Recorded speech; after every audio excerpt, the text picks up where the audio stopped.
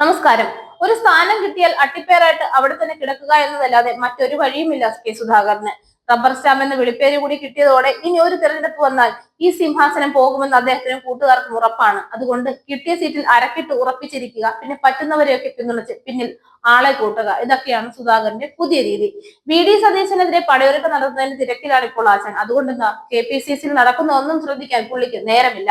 നേതൃത്വത്തിനെതിരെ തുറന്നു പറഞ്ഞ ചാണ്ടി ഉമ്മനെ പിന്തുണച്ചതിന് KPCC മാധ്യമ വക്താവ് സ്ഥാനത്ത് നിന്ന് ജെഎസ് അഖിലിനെ പുറത്താക്കിയതിന് പിന്നാലെ കോൺഗ്രസിനുള്ളിൽ ഔദ്യോഗിക ഗ്രൂപ്പിനെ ചൊല്ലി തർക്കം രൂക്ഷമായി കൊണ്ടിരിക്കുകയാണ്. അഖിലിനെ പുറത്താക്കിയത് അനൌദ്യോഗിക വാട്സാപ്പ് ഗ്രൂപ്പിൽ നിന്നാണെന്ന് നേതൃത്വം പറയുന്നു. എന്നാൽ മാധ്യമ വക്താക്കളുടെ ഔദ്യോഗിക പാനലിൽ നിന്നാണ് ഇതെന്ന വാദമാണ് പ്രതിപക്ഷ നേതാവുമായി അടുത്ത കേന്ദ്രങ്ങൾ ഉയർത്തുന്നത്. ചാണ്ടി ഉമ്മൻ ഉയർത്തിയ ആശങ്ക പരിഹരിക്കണമെന്നാണ് അഖിൽ കഴിഞ്ഞ ദിവസം പറഞ്ഞത്. ഇതിന് പിന്നാലെ അഖിലിനെ മാധ്യമ വിഭാഗം ചുമതലയുള്ള general secretary Deepthi Mary Varghese WhatsApp ഗ്രൂപ്പിൽ നിന്ന് ഒഴിവാക്കി. പക്ഷെ അഖിലിനെ വക്താവ് സ്ഥാനത്ത് നിന്ന് പുറത്താക്കിയെന്നാണ് മാധ്യമ വിഭാഗം അറിയിച്ചത്. എന്നാൽ മാധ്യമ വക്താക്കൾക്കായി വാട്സാപ്പ് ഗ്രൂപ്പ് നിലവിൽ ഇല്ലെന്നും അഖിലിനെതിരായ നടപടി അറിയില്ലെന്നുമാണ് KPCC നേതൃത്വം വിശദീകരിച്ചത്. മാധ്യമ വക്താക്കൾക്കായി ഉണ്ടാക്കുന്ന ഗ്രൂപ്പിൽ ഉൾപ്പെടുത്തും എന്ന ഉറപ്പാണ് അഖിലിന് കെ സുധാകരൻ അടക്കമുള്ളവർ നൽകിയിരിക്കുന്നത്.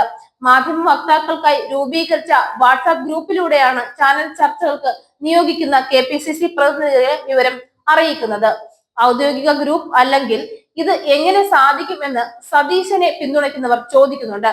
അനൌദ്യോഗിക ഗ്രൂപ്പ് ഉപയോഗപ്പെടുത്തിയാണോ മാധ്യമ ചർച്ചകൾക്ക് പ്രതിനിധികളെ നിയോഗിച്ചിരുന്നെന്ന ചോദ്യവും ഉയർന്നുണ്ട്.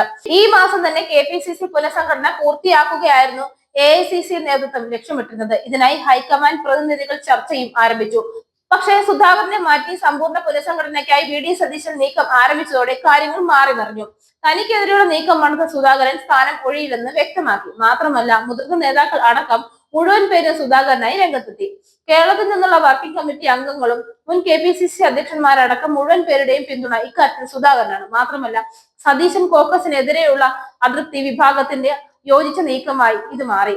ചാണ്ടി ഉമ്മൻ അടക്കമുള്ള നേതാക്കൾ ഇത് പരസ്യമായി പറഞ്ഞതും വി സതീശനെ ലക്ഷ്യമിട്ട് തന്നെ. ചാണ്ടി ഉമ്മനൊപ്പം നിന്ന് ഇപ്പോൾ സതീശനൊപ്പം ചേർന്ന ചിലർക്കെതിരെയുള്ള പ്രതിഷേധവും ഇതിന് പിന്നിലുണ്ട്. വിവാദങ്ങൾ പരസ്യമായതോടെ AICC നേതൃത്വവും ചർച്ചകളിൽ നിന്ന് പിന്മാറി. പരസ്പരമുള്ള തർക്കം കാരണം സുധാകരനും സതീശനും തമ്മിലുള്ള കൂടിക്കാഴ്ച പോലും ഇതുവരെ നടന്നിട്ടില്ല. കേരളത്തിന്റെ ചുമതലയുള്ള AICC general secretary Deepa Das Munshi നേതാക്കളുമായി ആശയവിനിമയം നടത്തിയതിനു ശേഷമേ പുനഃസംഘടന സംബന്ധിച്ച് തുടർ ചർച്ചകൾ ആരംഭിക്കൂ എന്നാണ് പുതിയ വിവരങ്ങൾ.